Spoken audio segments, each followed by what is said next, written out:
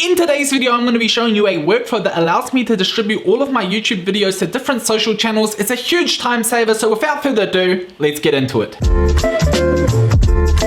Hey friends, what's going on? If you're new here, my name's Connor, and on this channel I make a whole bunch of videos showing you how you can set up your own online business using tools like Webflow, Airtable, and Zapier. So in today's video, I am going to be taking a little step away from the whole building an online platform thing, and I'm going to be showing you how you can use no-code tools to really optimize some of the workflows that you have on a day-to-day basis. Now, one of the things that I have to do quite often with these YouTube videos is as soon as it's published, I have to also then manually add it to my Facebook page, my LinkedIn page, upload it to Webflow, and all those types of things. And I actually now just set up a workflow that allows me to do all of that automatically, and I want to take you through the actual step-by-step process so that you can replicate it for whatever it is that you want. Now, of course, not everyone has their own blog or their own YouTube channel, so this video here is mostly to demonstrate how you can actually use no-code tools to optimize or improve certain types of workflows in your day-to-day life. But before we get into it, do me a quick favor, subscribe to the channel if you haven't already, and also if you are interested in me making more of this type of content, then also quickly like the video. It helps a lot with distributing it through the internet. But without further ado, let's get into the tutorial. Okay, so we're going to start off with this workflow inside of Airtable, and you can already see I've actually got a table for all of my different YouTube videos. It's not complete. I'll probably update it with all of the videos that are currently missing at some point. But what I want to do now is set up a workflow inside of Zapier that whenever I add a new video to YouTube, it automatically fills out all of the fields inside of my Airtable base.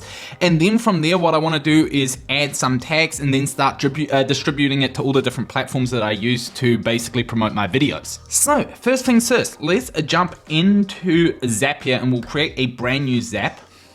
And so what I'm going to be using here to define the trigger is YouTube. So what we're going to do is we are going to search for the YouTube app. And then we're going to define our trigger event. And this trigger event is new video in channel.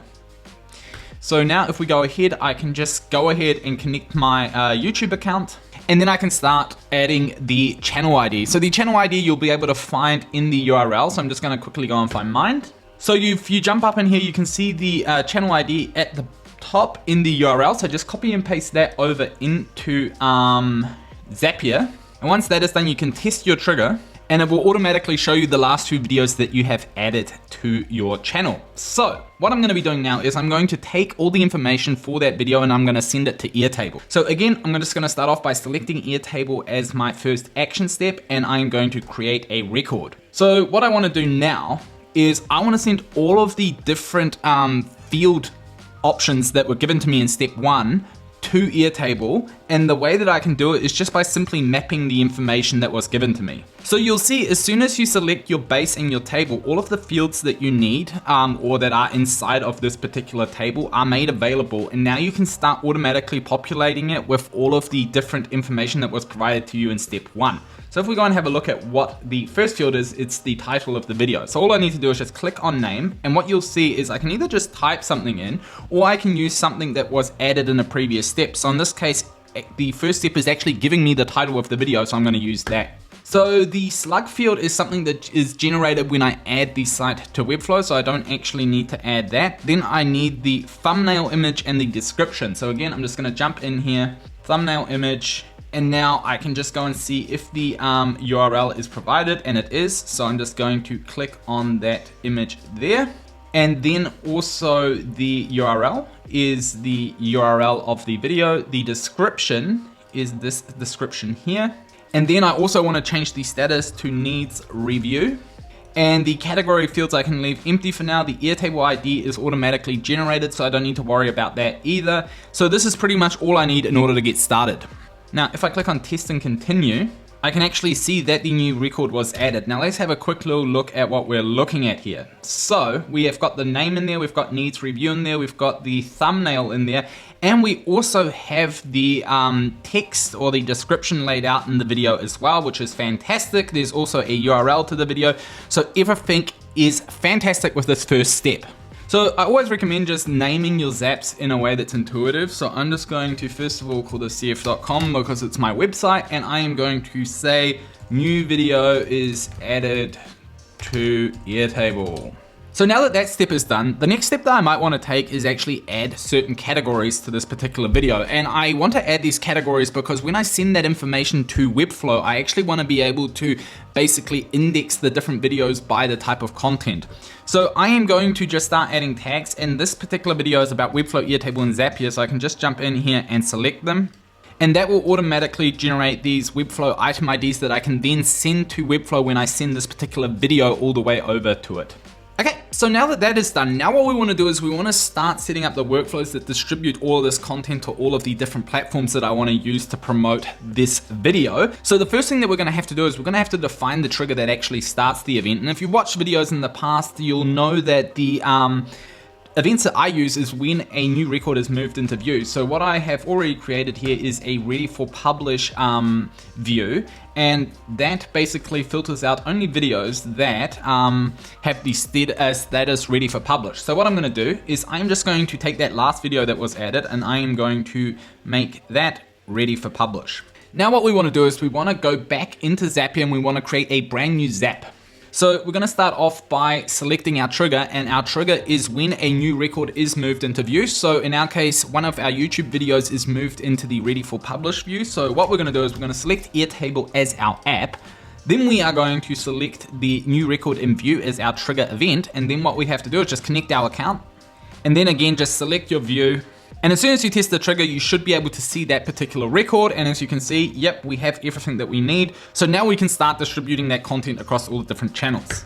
So I'm gonna start off by, first of all, sending all of this information to Webflow. So the first action is a Webflow step. And what I wanna do is I wanna create a live item. So I'm just gonna connect my account. And then I can start populating the fields. So one thing that I always recommend doing when you are sending data to Webflow for the first time is just go ahead and open up that collection where you can see how that particular field is structured, how that collection is structured, so that you can send the right information over. So we've got the thumbnail, which is an image, and if you want to send images to Webflow, what you actually use is the image URL. So let's just start off with that part. So thumbnail is basically the image that I have uploaded as the thumbnail to Airtable, and what I'm going to use is I'm going to use the large URL. Now the description is basically a little bit of an intro text. Now I have to check if I actually have this field inside of Airtable. Now I do have a long description, which is this field here, but I might need a little elevator pitch for each video. So what I am going to do is I'm just going to add a new field, and I'm going to go ahead and call this short description. Now my recommendation with this is to potentially just open up or make the row height a bit taller so that you can see what's going on. And you can see here I've just added a quick little snippet. And what I'm going to do is I'm going to basically write a short version of that description, and I'll be able to use this particular text in on LinkedIn and on Facebook, Webflow, all those types of things. So it definitely pays to have a shorter version of this as well. So I'm just going to write, in this quick tutorial, you will learn the basics of getting started in Webflow, Airtable, and Zapier by building your own pre-launch landing page. Now again, you can always change this in the future. I mean, you can edit it on all the different platforms that you use to distribute your content, but I'm just going to do this for now. So whenever you add a new field or you make a change to a particular record inside of Airtable, you actually have to go back and then get the updated version of that record by just jumping in here, clicking on load more, and then pulling that information in. So I'm going to click on continue, create live item, and it will remember the information that you added in the previous steps. But now what I want to do is I actually want to add this description I just added, and if I did my job right, that information will now be there. So if I scroll down, I can see that I've got a new field in here called short description. So I'm just going to click on that and we're good to go. The next thing that we want to add is the URL. Now, one thing that I want to say about the URL inside of Webflow is that if you are embedding a video, it won't automatically embed. There's a little issue with the integration that Webflow uses for these videos. So you might have to jump back in there and republish it if you don't see your video immediately. Now, what I want to do next is I want to add the additional info field, which is the long description. Now, important thing to know about sending this type of information to Webflow is that you actually need to reformat the step from Airtable before sending it to Webflow, because what we're using here is something called Markdown, and the language that we use for the rich text field inside of Webflow is HTML. Now, luckily, there is a step that we can add inside of Zapier where we're able to convert that markdown into HTML. So the app is called Formatted by Zapier.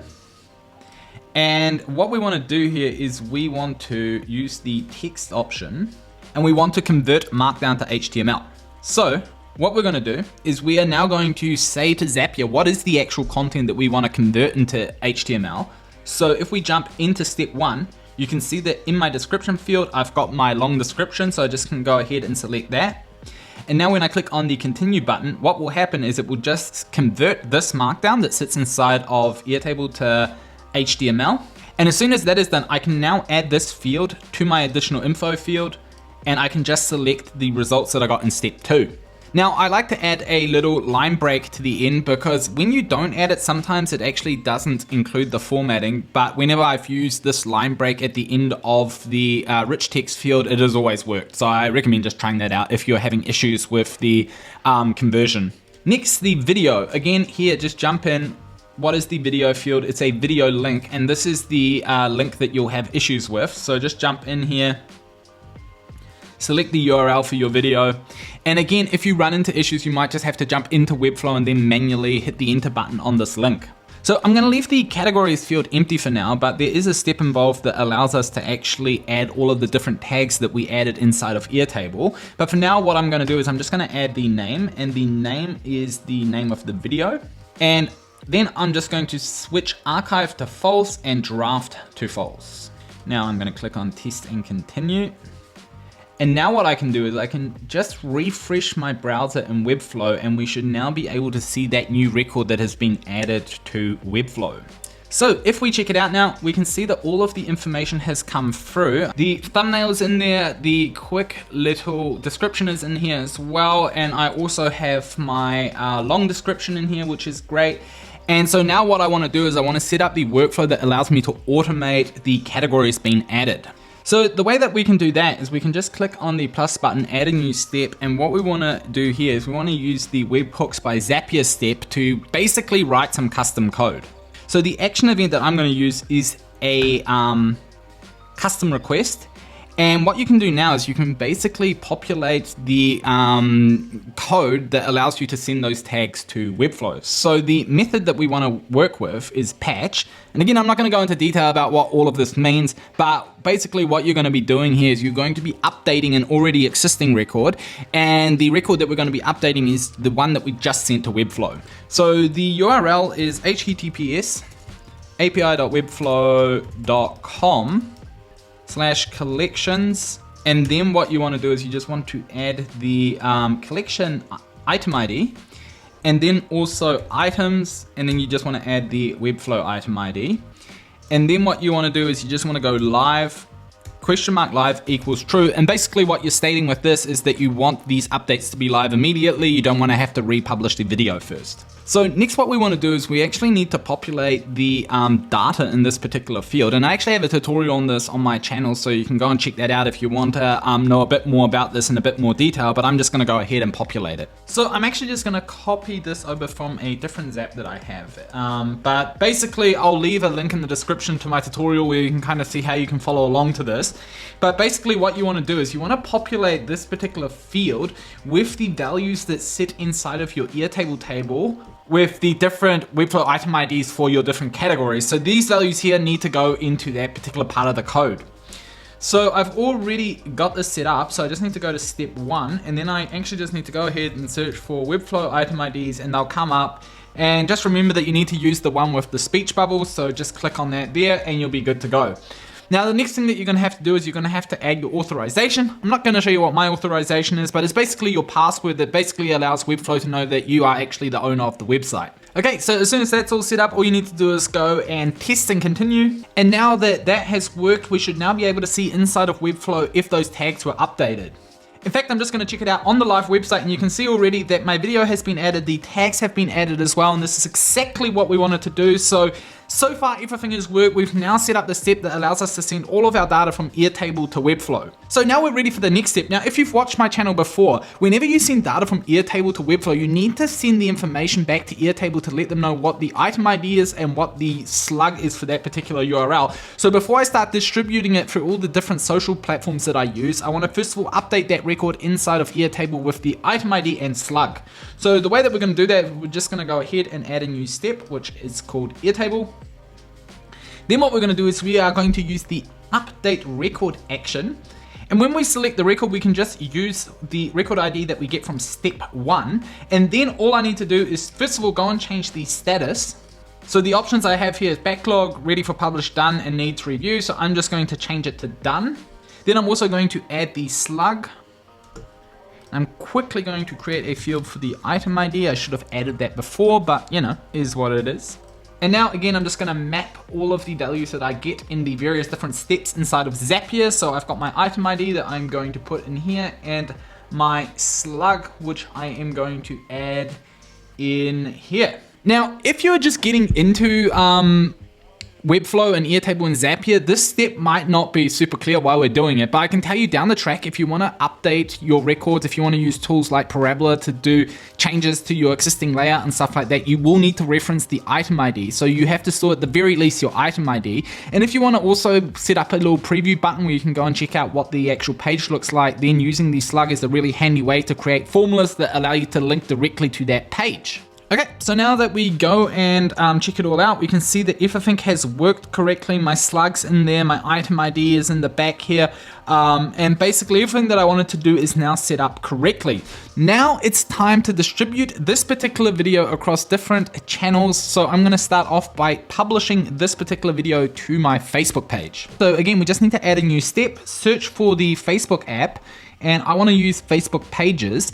And then all I need to do is just go through the process of selecting the right action. So I actually want to create a page photo because I'm going to be uploading the photo of my thumbnail.